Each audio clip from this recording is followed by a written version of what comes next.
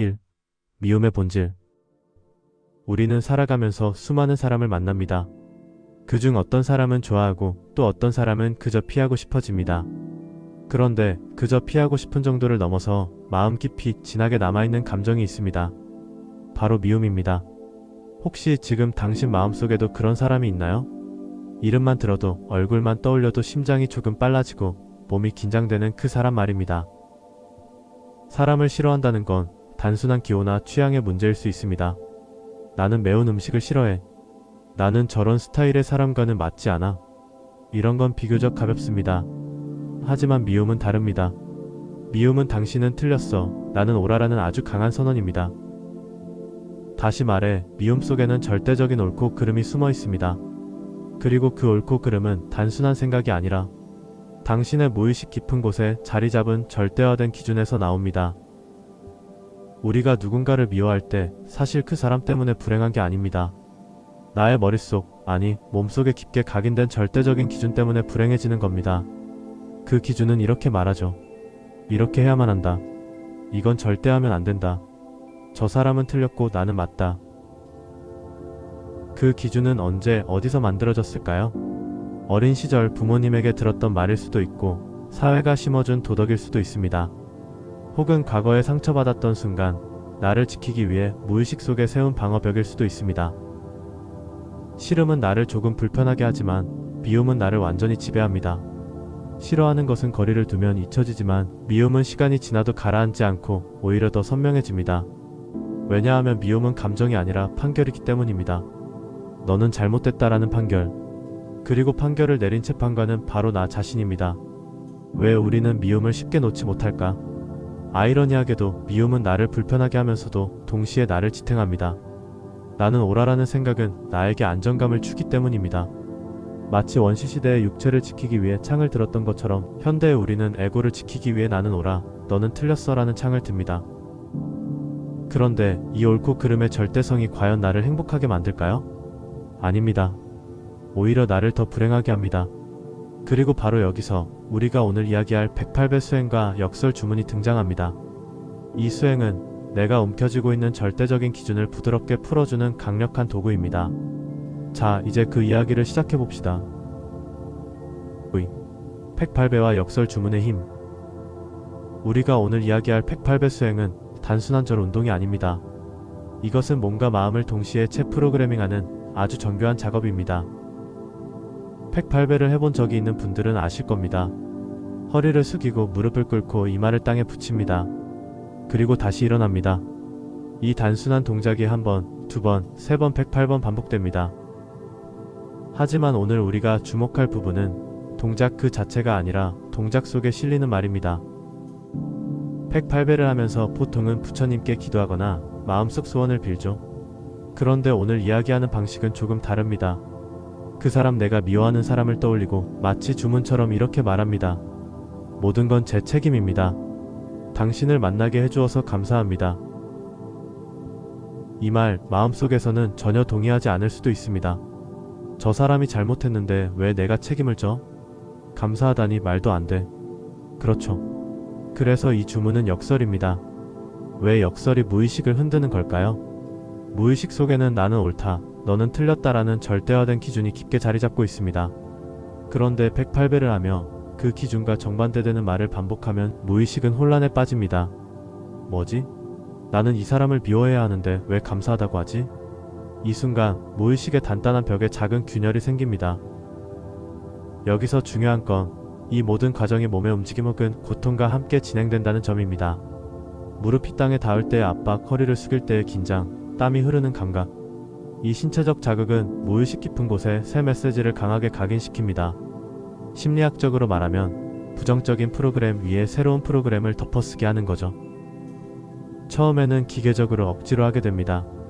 하지만 반복이 쌓이면 놀랍게도 내 마음속에서 미움이 조금씩 풀립니다. 그리고 어느 순간 깨닫습니다. 아, 내가 이 사람을 미워한 것이 부질없었구나. 이것이 바로 역설 주문과 108배 수행이 만들어내는 첫 번째 기적입니다. 그렇다면 왜 우리의 무의식은 이렇게 절대화된 기준을 쥐고 있는 걸까요?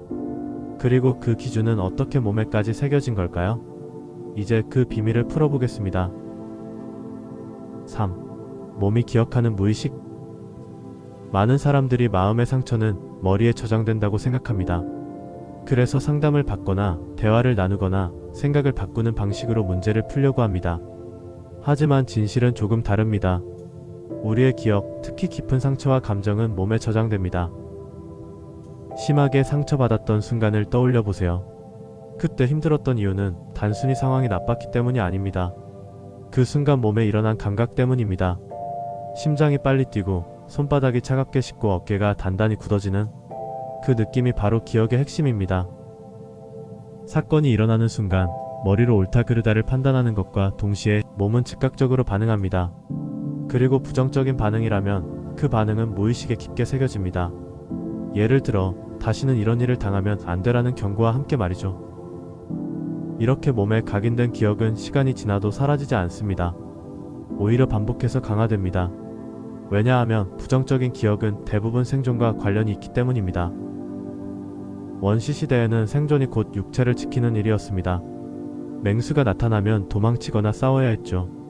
그런데 현대사회에서는 생존의 개념이 조금 변했습니다. 지금 우리가 지키려는 건 바로 에고, 즉 내가 만든 나의 정체성입니다. 그리고 이 에고도 몸과 연결되어 있기에 몸이 긴장하고 방어하게 됩니다. 이렇게 몸이 기억을 저장하면 그 기억은 하나의 절대 기준이 됩니다. 이건 절대 하면 안 된다. 저 사람은 절대 용서할 수 없다. 이 기준은 논리적 판단이 아니라 몸과 연결된 에고의 생존 프로그래밍입니다. 그러니 단순히 마음을 바꿔야지 하고 머리로 결심하는 것만으로는 미움과 상처가 쉽게 풀리지 않는 겁니다. 몸에 각인된 기억은 몸을 통해 다시 써야 하기 때문이죠. 여기서 108배의 역할이 분명해집니다. 절하는 동작과 역설 주문이 결합될 때 우리는 단순히 생각을 바꾸는 것이 아니라 몸에 새겨진 생존 프로그램을 새로운 이야기로 덮어쓰게 됩니다. 이제 그 덮어쓰기가 어떻게 작동하는지 구체적으로 알아봅시다. 4. 프로그램 덮어쓰기 메커니즘. 우리의 무의식 속에는 하나의 프로그램이 설치되어 있습니다. 그 사람을 미워해야 한다는 프로그램. 이건 단순한 생각이 아니라 몸과 마음이 함께 저장한 생존 매뉴얼입니다. 그 프로그램은 아주 효율적입니다. 그 사람의 이름을 듣는 순간, 그 사람과 관련된 사건이 떠오르는 순간 몸은 즉시 방어 태세에 들어갑니다. 심장이 빨라지고 어깨가 굳고 얼굴에 미세한 긴장이 스며듭니다. 무의식은 이렇게 말합니다.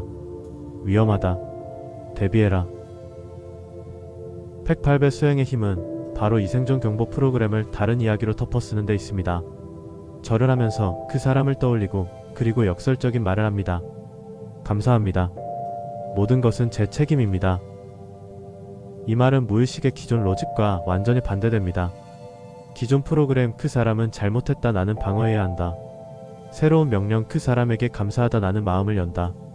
이 두 개의 메시지가 충돌하면 무의식은 혼란에 빠집니다. 그리고 반복되는 동작과 신체의 피로가 이 새로운 메시지를 강하게 각인시킵니다. 절하는 동작은 단순한 운동이 아닙니다. 허리를 굽히고 무릎을 꿇고 이마를 땅에 대는 행위는 나의 에고를 물리적으로 낮추는 행동입니다. 그 낮아짐 속에서 새로운 말이 몸속 깊이 스며듭니다. 심리학적으로 말하면 기존의 부정적인 기억 위에 새로운 기억 파일이 덮어 씌워지는 것이죠. 시간이 지나면 그 사람을 떠올릴 때 예전의 긴장이 조금씩 줄어듭니다. 심장이 덜 뛰고 어깨가 덜 굳습니다. 그리고 어느 순간 깨닫습니다. 이제는 그 사람을 미워해야 할 이유가 사라졌네. 이것이 바로 프로그램 덮어쓰기의 완성입니다. 그렇다면 왜 어떤 사람들은 이 과정을 거치며 눈물을 흘릴까요? 그것은 단순한 감정 폭발이 아니라 훨씬 깊은 의미를 가지고 있습니다. 다음으로 이 눈물의 심리학을 함께 살펴봅시다. 눈물과 참회의 심리학. 표면적으로 보면 이 눈물은 죄책감 때문일 수 있습니다. 내가 그 사람을 미워했구나. 내가 참 못났구나. 미움 속에 숨어있던 자기 자신을 마주하는 순간 죄책감이 밀려옵니다. 하지만 그 눈물의 더 깊은 층에는 다른 무언가가 있습니다. 그것은 바로 무지함에 대한 참회입니다. 내가 그 사람을 미워하는 것이 절대적이고 완벽하게 옳다고 믿었던 그 무지. 내 기준을 절대화하여 다른 가능성을 보지 못했던 그 다친 마음. 그 마음이 열릴 때 눈물이 흐릅니다. 이 눈물은 단순히 슬픔이 아닙니다. 눈물은 우리 안에 잠자고 있던 부드러움, 연민, 용서를 깨웁니다. 마치 오래 얼어붙어 있던 강 위의 얼음이 서서히 녹으며 물이 흐르기 시작하는 순간처럼 마음속 깊이 고여있던 미움이 풀리면서 그 자리에 따뜻한 물줄기가 흐르기 시작합니다. 심리학적으로 보면 이건 감정의 정화입니다. 몸과 마음에 억눌려 있던 긴장이 풀리며 억압된 감정이 눈물로 배출됩니다. 그러나 단순 배출이 아니라 새로운 시각과 태도가 그 자리를 채우는 변환의 눈물입니다. 이 과정을 거친 사람들은 미움도 사랑도 결국은 흘러가는 현상일 뿐임을 깨닫게 됩니다. 그리고 그 흐름 속에서 더 이상 과거의 상처에 묶이지 않고 현재를 살 수 있다는 자유를 느낍니다. 그렇다면 이 눈물과 참회 그리고 깨달음을 만들어내는 108배 수행의 마지막 힘은 무엇일까요? 이제 그 독특한 동작이 주는 의미를 살펴보겠습니다. 6. 108배의 차별성. 108배의 핵심은 단순한 절 개수가 아닙니다. 이 수행이 특별한 이유는 그 동작 자체가 나의 에고를 꺾는다는 데 있습니다. 허리를 굽히고 무릎을 꿇고 이마를 땅에 대는 동작은 단순히 신체를 움직이는 것이 아닙니다. 그것은 나는 옳다라고 단단히 버티고 서 있던 나를 물리적으로 그리고 상징적으로 낮추는 행위입니다. 물론 모든 운동을 비슷한 원리로 활용할 수 있습니다. 러닝을 하면서 역설 주문을 외울 수도 있고 요가나 스트레칭을 하며 감사를 되새길 수도 있습니다. 하지만 108배에는 특별한 무게가 있습니다. 왜냐하면 절은 종교 정문화적 의미와 결합되어 있기 때문입니다. 그 자세 하나하나가 나를 내려놓는다는 상징을 품고 있죠. 이 상징과 신체 동작이 결합되면 무의식에 주는 메시지는 훨씬 강력해집니다. 마치 단순한 문장을 아름다운 서예로 쓸 때 그 의미가 더 깊어지는 것처럼 108배의 동작은 당신의 역설 주문을 더 깊이 더 오래 무의식 속에 새깁니다. 다만 무릎이 좋지 않으신 분들에게는 권하지 않습니다. 그 경우에는 다른 형태의 반복적 신체 동작으로 대체할 수 있습니다. 중요한 건 동작이 몸에 기억되고 그 기억이 새로운 프로그램을 만드는 것입니다. 이제 우리는 미움의 절대성에서 출발해 몸과 마음을 재프로그래밍하는 과정을 살펴봤습니다. 마지막으로 이 모든 과정을 통해 얻게 되는 깨달음의 본질을 이야기하며 우리의 여정을 마무리하겠습니다. 우리가 누군가를 미워할 때 그 감정의 뿌리에는 절대화된 기준이 있습니다. 나는 옳다, 너는 틀렸다. 이 확신은 나를 안전하게 지켜주는 것처럼 보이지만 실은 나를 스스로의 감옥에 가둡니다. 108배 수행은 이 단단한 감옥벽에 균열을 냅니다. 몸을 낮추고 마음에 없는 말을 반복하고 땀과 숨을 함께 쏟아내는 동안 무의식 속 절대적인 옳고 그름이 조금씩 풀립니다. 그리고 그 자리에 들어오는 건 의외로 단순한 깨달음입니다. 아, 미움도 사랑도 다 흐르는 것이구나. 감정은 강물과 같습니다. 붙잡으려고 할수록 고이고 썩지만 그냥 흐르게 두면 언젠가 바다로 흘러가 사라집니다. 절대화가 사라질 때 우리는 흐름 속에 서 있는 자신을 발견합니다. 그리고 그 흐름 속에서 더 이상 과거의 상처에 묶이지 않는 자유를 느낍니다. 목소리를 조금 더 따뜻하게 부드럽게. 혹시 지금도 마음속에 무겁게 자리한 누군가가 있나요? 그 사람을 떠올릴 때 심장이 여전히 긴장하고 있나요? 그렇다면 오늘부터 108배 수행을 시작해보세요. 처음엔 기계적으로 억지로라도 좋습니다. 감사합니다. 모든 건 제 책임입니다. 이 말들을 몸으로 새기다 보면 어느새 마음이 따라옵니다. 절대화된 기준이 무너지고 미움이 흐르고 마음이 열리는 순간 당신은 비로소 자유로워집니다. 그 자유는 다른 누구도 아닌 오직 당신 스스로에게 주는 선물입니다.